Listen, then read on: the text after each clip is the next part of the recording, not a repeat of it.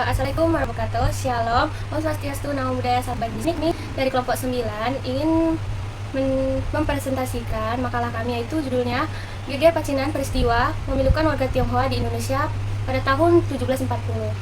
Perkenalkan, nama saya Risa Everani Brutarigan. Saya Robito Salama Siregar. Dan saya Feni Sidorus. Selamat menyaksikan. Lalu, seperti apa tabir sesungguhnya peristiwa geger pecinan ini?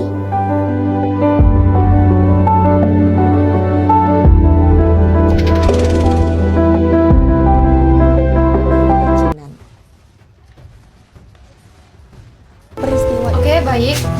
Saya Robito Salama Siregar. Di sini saya akan menjelaskan geger pecinan peristiwa yang memiliki warga Tionghoa di Indonesia tahun 1740. Nah, kisah kelam ini pernah terjadi di Indonesia pada abad 17 yang lalu. Kisah kelam ini bermula dari ketegangan sosial dan ekonomi antara VOC dengan etnis Tionghoa yang ada di Nusantara. Pada suatu hari meletuslah sebuah pertempuran antara mereka yang dikenal dengan geger Pacinan dan banyak korban dari pihak Tionghoa. Hal ini terjadi karena gubernur Belanda yang memimpin Batavia kala itu sudah melakukan berbagai keji yang tidak bisa diterima akal sehatnya. Awal mulanya kedatangan orang Tionghoa ke Nusantara mempunyai dua versi, yaitu versi pertemuan artefak, versi sumber sejarah yang tertulis. Penemuan artefak orang-orang Tionghoa pertama kali ini datang ke Nusantara pada sekitar 300 tahun Masehi. Awal mulanya kedatangan orang Tionghoa ke Nusantara mempunyai dua versi, yaitu versi penemuan artefak, versi sumber sejarah yang tertulis. Menurut penemuan artefak, orang-orang Tionghoa pertama kali datang ke Nusantara pada sekitar 300 tahun sebelum Masehi. Nah, sementara itu sumber sejarah tertulis, orang-orang Tionghoa pertama kali datang ke Nusantara abad kelima pada saat itu. Ada seorang biksu asal Cina yang bernama Pai Hen yang singgah ke Nusantara setelah dia melakukan perjalanan dari India. Setelah kunjungan Pai Hen pada abad ke-7 Masehi, orang-orang Tionghoa datang ke Nusantara untuk berdagang. Selain berdagang, orang-orang Tionghoa juga datang ke Nusantara karena adanya hubungan diplomatik antara dinasti yang ada di Tiongkok dengan kerajaan yang ada di Nusantara dan seiring berjalannya waktu. Pada abad ke-13 Masehi, pemimpin dinasti yaitu Yuan Kubilai Khan membawa 2.000 sampai 3.000 pasukan untuk menyerang Raja Singasari dan menginvasi Pulau Jawa. Lalu abad ke-14 sekitar 27.000 penjelajah dari Tiongkok di bawah pemimpin Laksamana Tiongkok mendarat juga di Nusantara untuk berdagang dan menyebarkan agama Islam. Di sisi lain, setiap kali kedatangan etnis Tionghoa sejak abad ke-15 sampai 14 tahun, masyarakat setempat Nusantara juga selalu menyambut mereka dengan sangat baik, di mana sambutan itu membuat etnis Tionghoa pun menjadi mudah bergaul, beradaptasi dengan adat istiadat setempat. Bagaimana sebagian besar perantau Tionghoa menikahlah dengan wanita pribumi. Pernikahan antar etnis itu mendorong terjadinya juga percampuran budaya. Percampuran budaya ini membawa pengaruh dalam berbagai bidang, salah satunya adalah pada bidang ekonomi, di mana kedatangan etnis Tionghoa di Nusantara itu berperan sangat besar dalam kemajuan ekonomi, karena sebagian besar dari mereka yang datang berprofesi sebagai pedagang. Oke, selanjutnya akan dijelaskan oleh rekan saya. Saya akan melanjutkan apa yang dijelaskan teman saya. Di saat berdampingan hidup harmonis pada tahun 1596, Belanda datang ke Nusantara untuk mencari penghasilan rempah setelah menemukan Nusantara negara yang sangat kaya pada tahun 1602.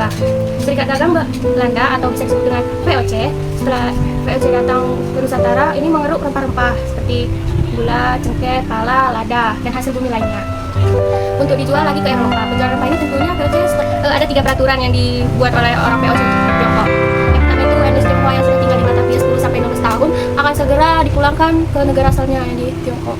Setiap orang yang kedua itu ada setiap orang Tionghoa wajib mempunyai surat izin tinggal.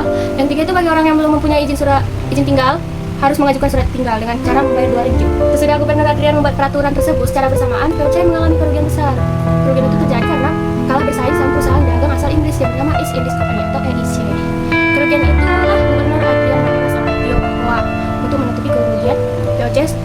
Setiap orang Tionghoa dipaksa membayar 2 ringgit, harus membayar sesuai tanggal yang ditentukan oleh Gubernur Adrian. Jika orang Tionghoa tidak memiliki uang untuk membayarnya, Gubernur Adrian meminta para pasukannya untuk membuang mereka ke daerah kolonial Belanda.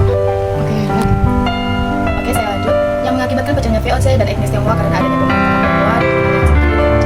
Peristiwa geger Pacinan bermula pada tahun September 1740. Pada saat itu, pemimpin Tionghoa yang bernama Oe Panko atau bisa dikenal dengan sebutan Kapten Panjang mengumpulkan 1.000 pasukan untuk mendiskusikan rencana penyerangan terhadap Belanda atau VOC di sisi lain. Gubernur Adrian melihat pasukan Tionghoa berkumpul. Setelah melihat itu, ada rasa khawatir dari Gubernur Adrian dan langsunglah membuat laporan kepada atasannya yang bernama Gustav. Gustav melaporkan tanda-tanda adanya akan ada penyerangan. Pada tanggal 7 Oktober 1740, terjadilah peperangan antara pasukan darah dan pasukan Tionghoa berhasil mengumpulkan 50 pasukan Belanda. Setelah mendengar pasukannya tewas di tangan warga negara Tionghoa, Gubernur Andrian mengirimkan lagi 1.800 pasukan untuk melawan balik Tionghoa karena jumlah pasukan Belanda jauh lebih banyak dan memiliki senjata yang lengkap, sehingga terjadilah kekalahan pada Tionghoa. Meskipun begitu, Gubernur Andrian dan pasukannya tidak merasa puas sehingga menghabisi seluruh etnis Tionghoa yang ada di Batavia, dan ini merupakan awal terjadinya geger Pacinan.